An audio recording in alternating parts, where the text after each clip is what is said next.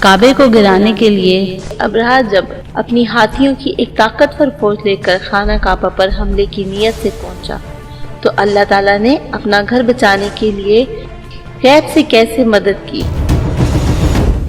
جیسا کہ ہم جانتے ہیں، خانہ کعبہ اپنی تعمیر کے بعد ہی زائرین کے لیے عقیدت کا مرکز رہا۔ ہر سال پوری دنیا سے لاکھوں لوگ یہاں حج ادا کرنے آتے ہیں۔ اس سے دنیا بھر کے شہروں میں مکہ کو ایک خاص مقام حاصل ہو گیا۔ ہمارے پیارے نبی حضرت محمد صلی اللہ علیہ وسلم کی ولادت مبارک سے پہلے خانہ کعبہ اللہ کا گھر نہ رہا تھا، بلکہ دیوتاؤں کا گھر بن گیا تھا۔ یہ بتوں سے بھرا پڑا تھا۔ عرب اور دوسرے علاقوں کے لوگ ان بتوں کی پوجا کرتے تھے اور ہر سال انہیں نذرانہ عقیدت پیش کرنے کے لیے جمع ہوتے تھے۔ اس وقت پڑوسی ریاست یمن پر ابرہہ کی حکومت تھی۔ وہ ایک طاقتور لیکن مغرور اور متکبر حکمران تھا۔ ہر سال وہ پورے عرب اور دیگر ممالک کے لوگوں کو مکہ آتے ہوئے دیکھتا تھا۔ یہ زائرین نذرانہ اور دیگر اسباب بھی لاتے۔ مکہ کے رہنے والے نہ صرف انہیں رہائش، پانی اور خوراک جیسی خدمات فراہم کرتے بلکہ ان کے ساتھ تجارت بھی کرتے۔ اس طرح حج نہ صرف ایک روحانی بلکہ ایک تجارتی اجتماع بھی بن جاتا۔ ابرہہ کو یہ دیکھ کر بے حد حسد ہوا۔ وہ چاہتا تھا کہ لوگ نذرانہ اور تحائف لے کر اس کے ملک میں آئیں۔ وہ جانتا تھا کہ لوگ خانہ کعبہ کی وجہ سے مکہ آتے ہیں۔ اس نے سوچا کہ اسی طرح کی جگہ یمن میں بھی بنائی جائے۔ اس خیال کے تحت اس نے اپنے شہر میں ایک عظیم الشان معبد بنوایا اور عرب کے نئے روحانی مرکز کے طور پر اس کی تشییع شروع کر دی۔ اس نے دعویٰ کیا کہ اس کا معبد خانہ کعبہ سے بڑا اور بہتر ہے اور اس کا شہر مکہ سے زیادہ خوبصورت اور ترقی یافتہ ہے۔ اس نے تجارت کی خواہش رکھنے والوں کے لیے زیادہ اقتصادی مواقع فراہم کرنے کا وعدہ بھی کیا۔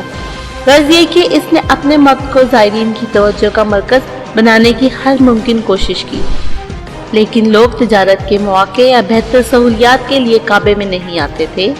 وہ عمارت کی شان و شوکت یا شہر کی ترقی کو سراہنے کے لیے بھی نہیں آتے تھے۔ وہ یہاں اس لیے آتے تھے کیونکہ یہ خدا کا گھر تھا۔ وہ بے شک اللہ کے راستے سے بھٹک چکے تھے مگر اب بھی کعبے کی نہایت عزت و تکریم کرتے تھے۔ ابرہہ کے معبد میں کوئی نہ آیا بلکہ لوگ اس کے دعوے سن کر بھڑک گئے۔ قریش سے تعلق رکھنے والے ایک آدمی یمن گیا، معبد پر گندگی ملی اور بھاگ آیا۔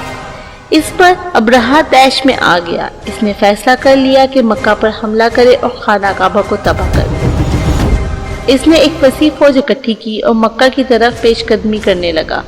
یہ واقعہ اسی سال پیش آیا جس میں بعد ازاں نبی اکرم صلی اللہ علیہ وسلم پیدا ہوئے تھے۔